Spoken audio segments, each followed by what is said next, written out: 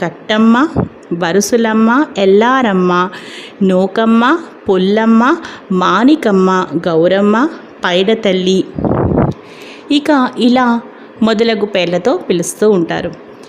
వీరు గ్రామ దేవతలు.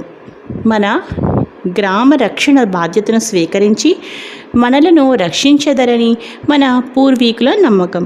మన భారతదేశములనే కాక ప్రపంచంలోని అన్ని దేశములందు కూడా ఈ నమ్మకము కనిపించుచున్నది. ముఖ్యంగా ఉగాదికి ముందు రోజు వచ్చే కొత్త అమావాస్యను ప్రతి ఊర్లలోనూ కూడా ప్రతి ఒక్కరూ కూడా గ్రామదేవతను పూజిస్తూ ఉంటారు. చూసారు కదా ఫ్రెండ్స్, ఈరోజు ఇంత మంచి వీడియో. అలాగే మీరు గ్రామదేవత పూజా విధానాలు చూడాలనుకుంటే తప్పకుండా నేను రీసెంట్గా అప్లోడ్ చేసిన వీడియోస్ని, అలాగే ఇదివరకు నేను అప్లోడ్ చేసిన వీడియోస్ అన్నింటినీ కూడా తప్పకుండా చూడండి ఫ్రెండ్స్. అలాగే నేను గ్రామదేవత